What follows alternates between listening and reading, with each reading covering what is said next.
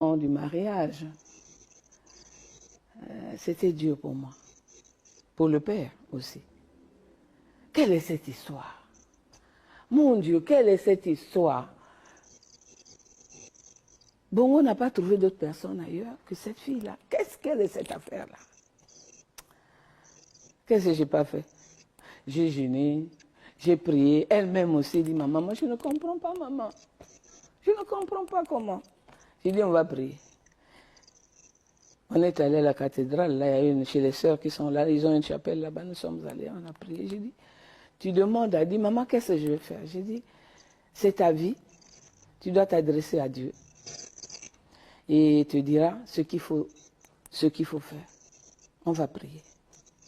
Et ça a été un sujet de prière tout le temps. Jusqu'au jour où elle est venue me dire, maman, mais j'ai choisi, ben, je m'engage. Que Dieu soit loué. Mais ce n'était pas facile. Une petite fille comme ça sur une terre étrangère où on ne connaît personne. Peut-être elle avec ses relations, hein, elle ne connaissait personne. Je voyais M. Bongo à la télévision quand il venait à mission officielle ici. Mais que M. Bongo devienne le mari de ma fille, mon Dieu. Seigneur, je t'ai demandé de me donner à mes filles des hommes qui les aiment, qui me prennent pour leur mère. Je n'ai pas fait de garçon. J'ai eu 4 filles, j'ai perdu une après la naissance d'Edith. Donc là, c'est quelque chose que ces maris-là, qu'elles trouvent des maris bien. Et le mari que tu viens de me trouver, la réponse à ma prière, c'est, il va aller chez Bongo. Ah Seigneur, comment je vais faire? C'était pas facile, mais avec la grâce de Dieu, ben, nous sommes allés, j'ai dû arrêter le travail. Je l'ai accompagnée. Elle est tombée enceinte. J'étais avec elle. Puisque les papas ne peuvent pas, les mamans peuvent aller accompagner les mères, pas les papas. Les papas, d'ailleurs, il avait du travail. Je suis allée avec elle, je suis restée avec elle. Elle a eu le premier enfant, elle a eu le deuxième. C'est pas facile. Mais avec le temps, on m'appelle, me téléphone pour me dire on a besoin de toi. D'abord, auparavant, je suis allée voir Ninel. J'ai dit, Ninel, je n'ai pas bien dormi, je ne me sens pas bien. J'ai téléphoné à Edith, elle ne répond pas. J'ai téléphoné à tous ceux qui sont là-bas pour me donner. Je me rends compte que ma fille n'est pas en forme. Donc, je quitte la maison, je vais la voir Ninel pour lui dire, je n'ai pas bien dormi. Je lui ai dit au téléphone, toi aussi tu es toujours comme ça. J'ai dit, non maman. Le sentiment ce que je ressens, ma fille est malade. J'arrive au portail chez Ninel, elle est en train de téléphoner à ceux de Libreville. Oui, je pense qu'elle a son passeport, je pense qu'elle a le visa de France.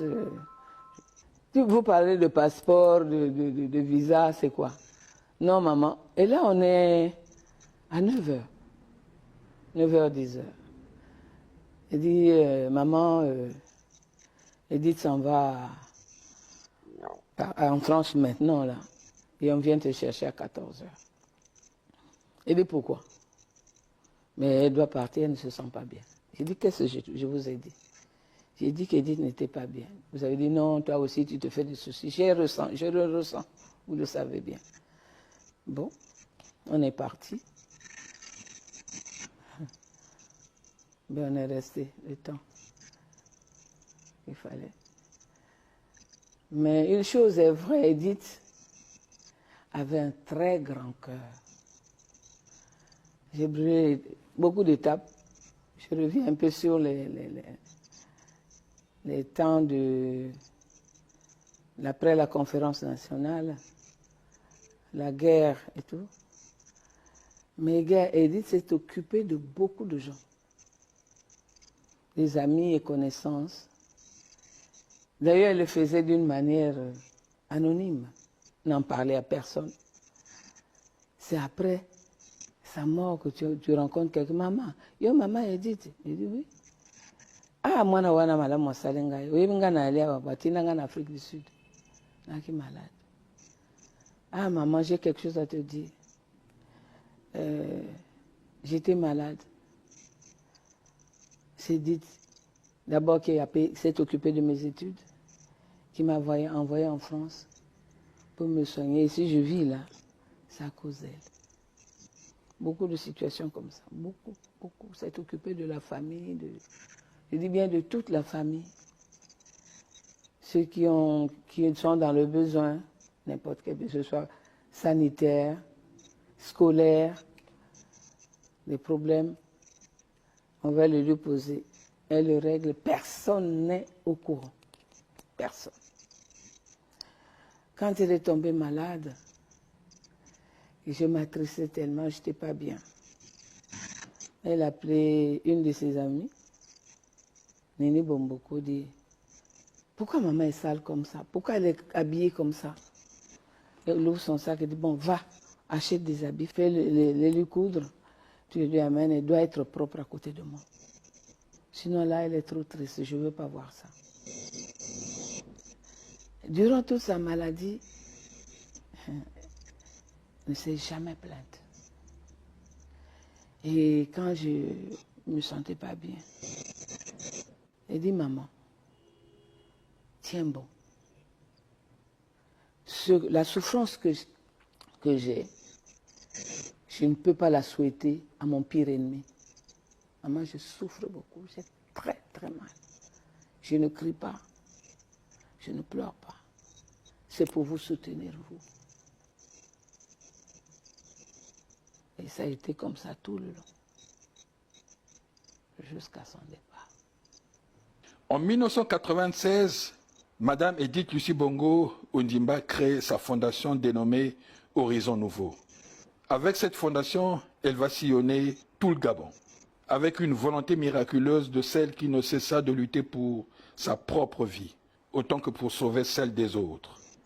Elle était cette femme exigeante et digne, libre et volontaire qui sut se dépasser et transcender sa propre souffrance physique.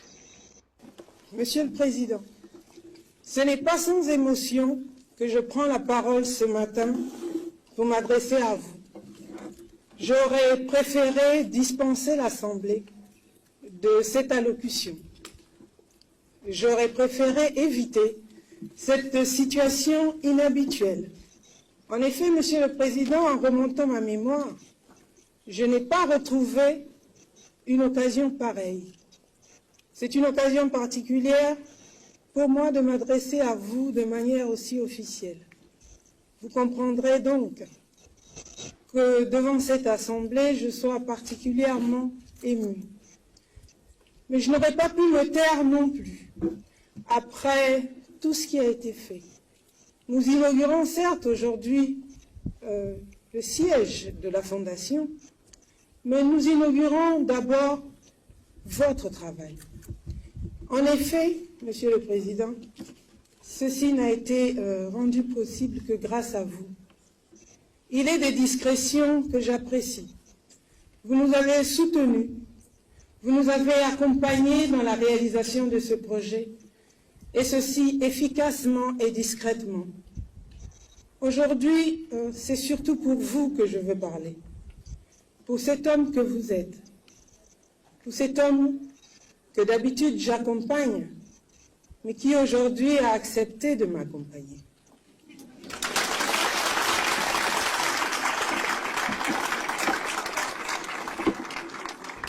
Merci beaucoup. Merci, ce mot si petit, mais qui dans sa grandeur et son humilité dit ce que j'éprouve. Merci également à tous ceux qui ont fait le déplacement, à ceux qui, de près ou de loin, ont contribué à la réalisation de ce projet, ont encouragé ce projet, ont accompagné la naissance un peu difficile et assez longue de ce projet.